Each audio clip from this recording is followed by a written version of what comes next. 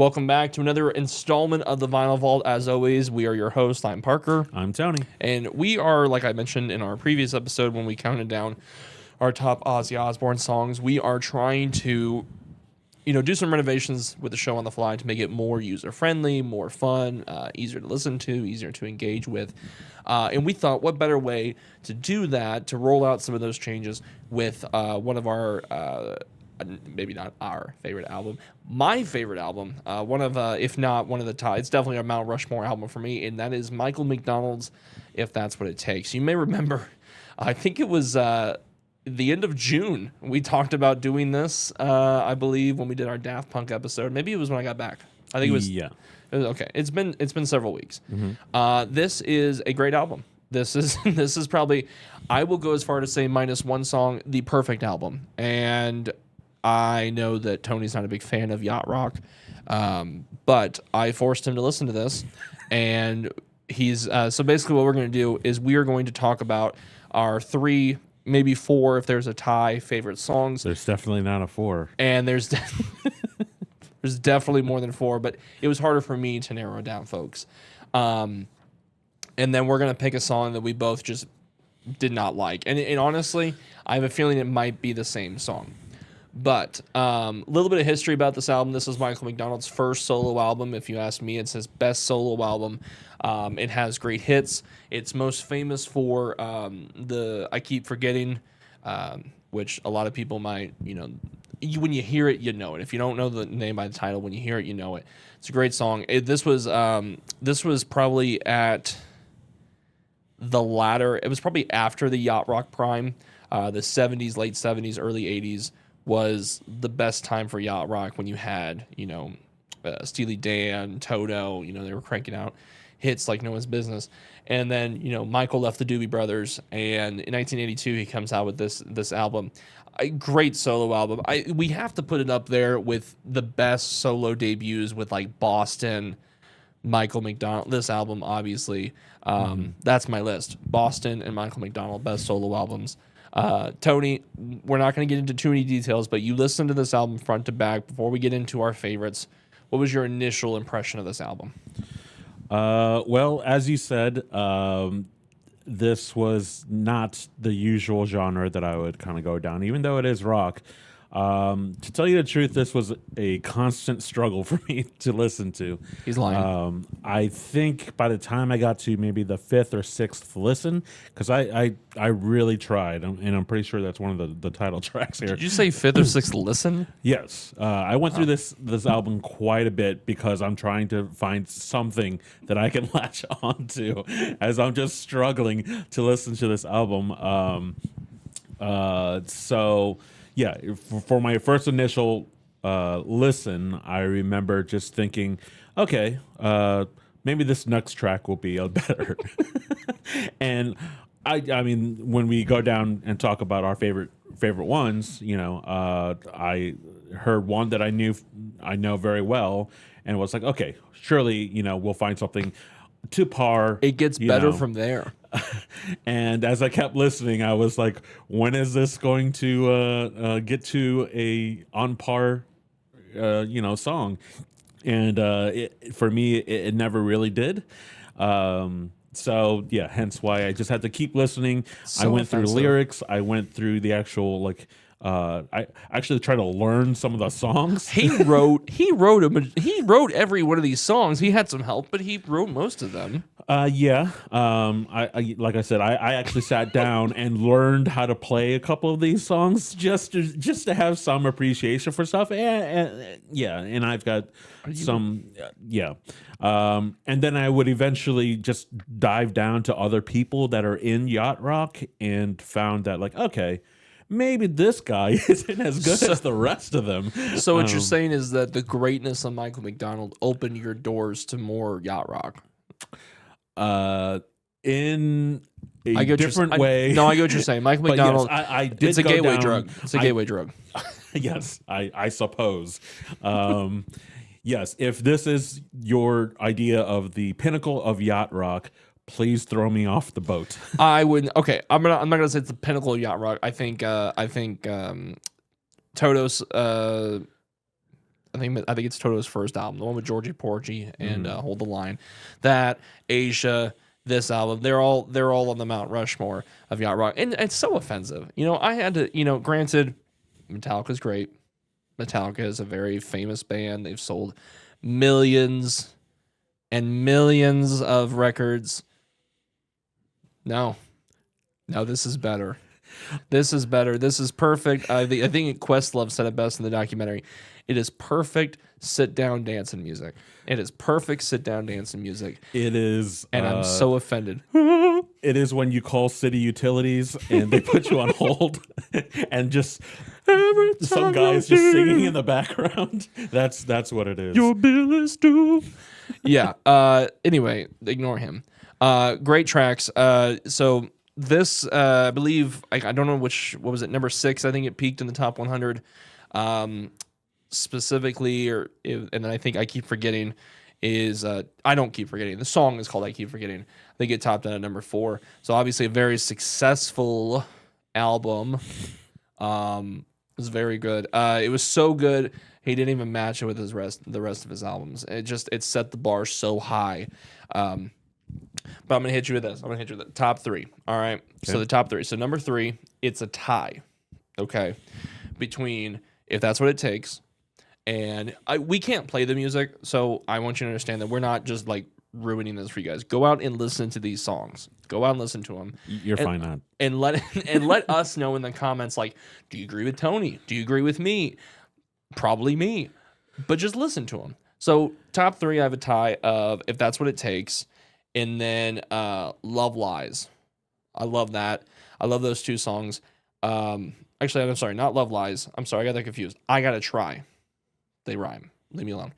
I Gotta Try is very famous because Kenny Loggins and Michael McDonald both wrote it. And if you actually listen to, I think it's Kenny Loggins' High Adventure album, Kenny does his own version of it. I like Kenny's version a little bit better. That's why it's at number 3 and it's tied with If That's What It Takes. Now, number 2 is I Keep Forgetting. And I'll explain why. I know it's the GOAT yacht rock song, but I do feel like it's a little overplayed, kind of like how we felt about Crazy Train. Sure. Everybody knows the bass line. So I do feel like it's a little overplayed, but it's so good. It's so good. You put it on, you can't help but just go, ooh. You can't help. It's amazing. Mm-hmm. It's probably, if the world ended tomorrow, and for some reason we were tasked with coming up with the 10 greatest songs of all time, it's on the list. I don't know where. It may be number 10. It's on the list. But on my list, it's number 2. Simply because of how I feel. Number 1, I have That's Why. And it's a weird reason. So it starts off a little slow. It builds up. And he's talking about, loneliness, I feel you gaining ground. He's trying to become happy. But whenever the drums come in, I swear the drums change you as a person. I can't explain it. Specifically the hi-hat. I think it might have been Jeff Beccaro. He's the drummer for Toto. He was a session musician on this album. And he was, it's for some reason, and assuming it's Jeff, it might not be Jeff, but the drummer in general, regardless of who it is, they did this unique thing. It's not really unique, but it was unique to me, where they would hit the hi-hat twice on the upbeat of 4 going into the next measure. So it's like a pss, pss. Mm-hmm. And he smacked the heck out of that hi-hat, and it almost gets me pumped up. I'm kind of like, okay. I didn't know the tiniest cymbals, aside from like the splash cymbal, it would get me going, but let's see what's going on here. And it's got a great, I think it's the Rhodes solo, Rhodes, whatever the piano is, Rhodes. Yeah. Whatever that is. Great solo. Great album. Those are my top 3. Again, listen to them. Just listen to them. You'll know what I'm talking about. Now, I'm going to throw it over to Tony where he's going to give a much less enthusiastic top 3 because he's a hater. He's a hater. So. In this case, yes. However, I'm not a hater of my number 1 pick being I keep forgetting. Okay, so so we're going 1, 2, 3 or 3, 2, 1. You went 3, 2, 1. I'm gonna go 1, 2, 3 as I try to explain myself. So I keep forgetting it. It is easily the standout song. It sounds different from any other song on the album, and if I may quote the Yacht Rock documentary, it's very smooth. It's very smooth. That bass line melts. Yes, and obviously, it would be used in other Regulators regulates with other musicians sampling it and everything like that. I knew it before that song, but I think even whenever Warren G and Nate Dogg took a crack at it as well, also a great song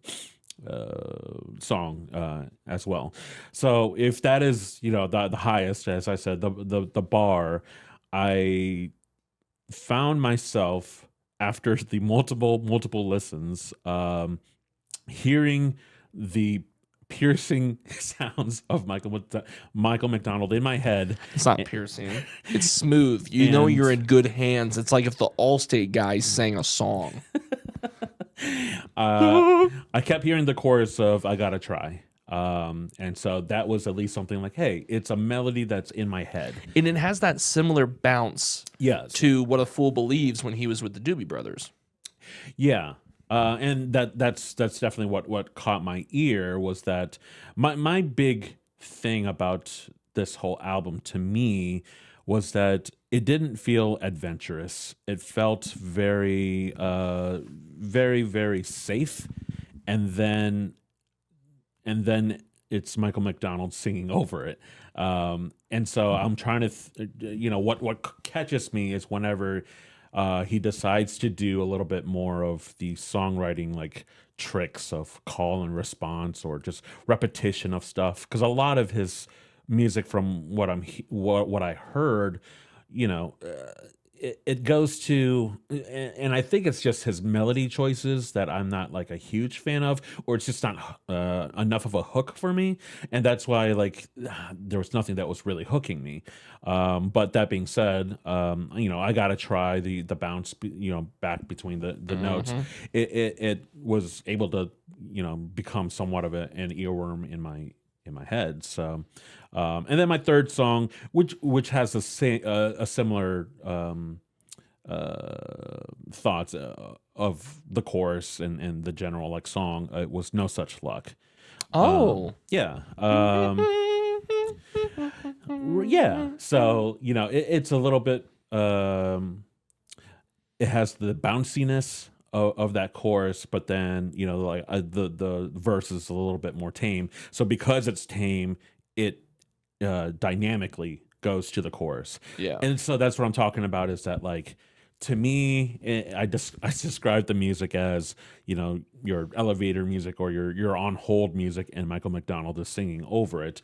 To me, it was just okay, it never really made me want to move. And the whole time I'm trying to listen to lyrics or just getting lost in not thinking about the music or whatever. But whenever the choruses for all these songs, really, the three songs would bring me back and be like, oh, that's interesting. So yeah, I mean, like I said, this was a struggle for me. However, I feel like I really did go down the rabbit hole of yacht rock and everything like that. So, I mean, would I listen to it again? No. Am I angry that my YouTube playlist now just suggests all these songs? I'm getting visibly angry. This is the maddest I've ever been. Well, that's what we get, because you talk about Metallica, and it's just screaming. I think feelings. I have a feeling that the members of Metallica were trying to listen to music, and then they hear this and they're like, no. We need real music to play. You know what? I bet they love Michael McDonald. Michael McDonald. Doubt it. I bet what is the guy's name? Mars Bar. Is it? Oh, Lars. Sorry. Really? Is that his government name? Is Lars? Yes. I bet whenever he's not screaming about his feelings, He's jamming out to some yacht rock. It's soothing. You know, when you have a stressful job or you have a stressful day, you put on some Michael McDonald and let the worries melt away, baby. If you want to be just anxious because you're wanting to talk to the representative on the other line, this is the music you listen to. Think about this. You're preparing for life skills. You're going to have to make those phone calls in the future. You might as well get used to the music now. And I just want to be clear. I don't hate Metallica. Mm-hmm. Okay. I love Inner Sandman. Cool. Cool story. I like hey, that's a good one. Yeah. That's Well, I'll show you some more. Obviously, you know, if this is very, very high at where you're at, and obviously, I mean, from what we've done so far, this has been a pretty low because I think I'd prefer listening to Wham over this. wow. Wow. That just shows. I genuinely thought you were going to like this album. I don't know why, I don't know what Yeah. worm got in my brain to make me think that. I genuinely thought we were going to sit down and you'd be like, hey, this is a pretty good pick. I really enjoyed this one. I was actually, I was hoping for it. At least you tried. Yeah, and like that's the thing is that I don't want to just be seen as I heard it once and, you know, was a hater. No, I did a real deep dive to try to appreciate the stuff like this. And it's just like, you know, I can be very picky about, you know, a singer's voice, and that will ruin His the whole band voice is for so me. iconic. It is. Like, I mean, I think he does a better job being your backup, or you know, like in collaborations, because those. Are you trying to say that there, Michael McDonald would be better as a backup singer? Yeah, because I think the voice is the first thing that I was like, man, this guy like just kind of sounds weird. He's a great singer. God, I can't wait until you pick your next album. It's just hey, what a fool, Michael. It's so good. It's one of those voices. It's like Tina Turner, where if you are listening to traditional singing, it's not good. It's unique. It's different. It's a little rough around the edges. It matches the vibe of the music that's playing. Like Michael McDonald would not sound good singing Celine Dion songs, right? Right. But he, he sounds great doing what he's doing. He found his niche, and I can't believe you're just telling him to get in the bag. I'm saying this was a great effort. Throw me off the boat. Throw me off the boat. This was a great effort. Tell me, like, does everyone accept the name yacht rock as like that genre? Because I think of like in the 2000s, you know, new metal came out, and most of them did not like that they were classified as new metal because they didn't identify themselves as that. Does everyone in that class feel like, oh yeah, we are yacht rock? I think I can't speak for the GOAT himself. I think he was quoted when he interviewed in the Yacht Rock documentary, which he sounded like a GOAT, it might be better. which we're not endorsing that you watch specific programming, but it's good. He talks about how, like, whenever they were making music, they were just making the music at the time that they felt was the trend, which was that kind of blend of R&B, you know, a little bit of pop and, you know, rock, and then there's some jazz elements too. And so it was kind of like a crock pot of sounds. And it was, you know, the early 2000s when it got its name, yacht rock. They weren't in the 80s thinking like, hey Kenny, let's make yacht rock. Like, they weren't calling it that. Yeah. Which ironically, none of these songs have anything to do with boats. I just think that people just think that being on a boat is peaceful, and it is. Yeah. But yeah, no, I want to ask you real quick, what was the one you hated the most? Because I have a feeling I know. Oh boy, it was definitely one of the ballads. They're a lot slower. Track 5. I think it's 5. Yeah, right in between. It's called "I Can Let Go Now," and he wrote it, and it's basically a song about, you know, love, and when love has run its course, and you realize that, like, you know, you guys aren't meant to be, like, letting go, and so. I don't want to overanalyze it. I don't want to be like, is this an ode to the Doobie Brothers? Like, I don't know. I don't want to say what it is. But it's no. I love Michael McDonald. He's not a ballad artist. He is what he is, and that is great. Mm-hmm. And I just can't believe all the mean things that you would say about a great humanitarian.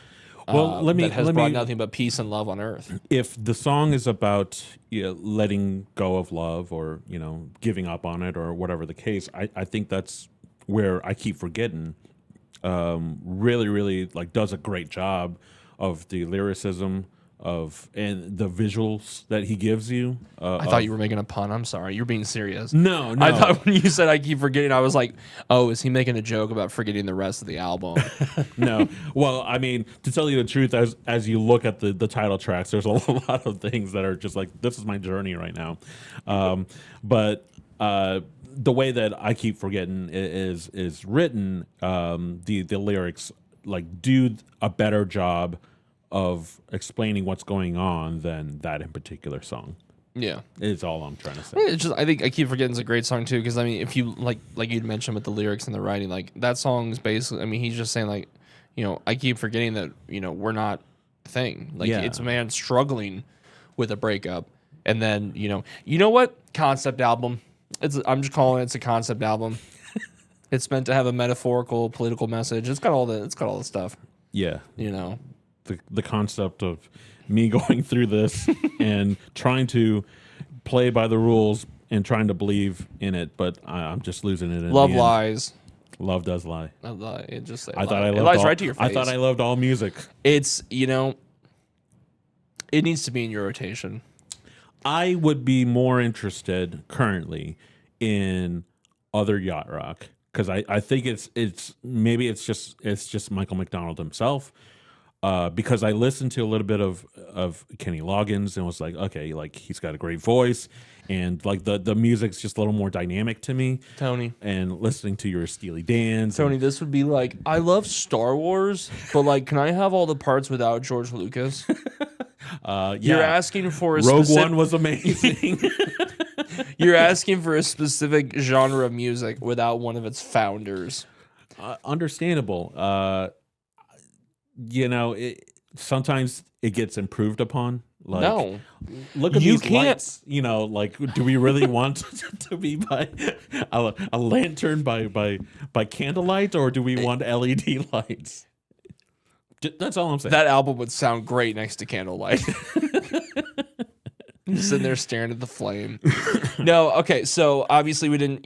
This is we're trying to give the viewers something to engage with us with as well with this. So what I want you guys to do is, if you're listening to this and if you have the time and you're interested, listen to those tracks.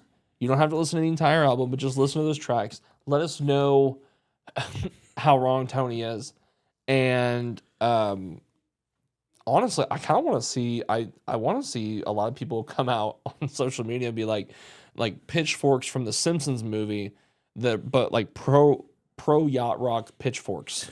Yeah, give me the best of the best. You have it. Maybe it's a you thing that's the problem. Maybe it's very specifically your choices.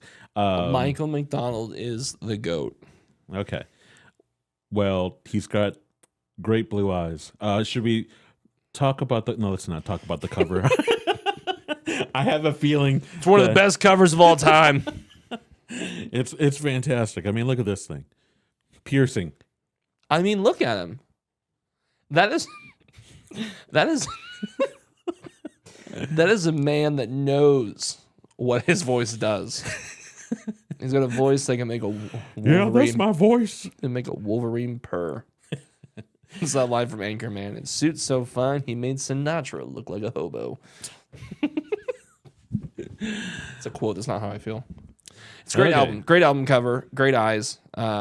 Very, very stings. Great hair. I mean, what else could you want in 1982? Anything Don't else? say it. Like, why is this guy looking at me? Don't. I wonder what his voice sounds like. Oh, God. So good. So good. All right. Well, that was If That's What It Takes by Michael McDonald. That's what it takes, man. Yeah, thank you for That's what it takes. giving me the experience of yacht rock. It's a and great experience. solidifying I'm really, some thoughts that I had of the genre. I'm really glad that you got to experience this with me. All right. Do you have any teasers for next week by chance? Or? I have not thought of it, Wow. though I have listened to a few albums that I Wow. thought you would like.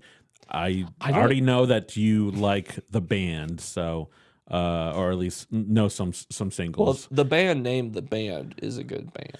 Yes, so we are going to go down new metal. So we'll see how that goes. If I have to listen to Linkin Park, I'm gonna throw this set off the cliff. That's exactly what we're going to do. Is it really That's Linkin exactly Park? what we're going to do. Oh my god! Here we go. Wonderful. So we'll see if I can change his mind as we dive down the new metal genre. So for Parker Padgett, I'm Tony Nguyen. This has been the Vinyl Vault.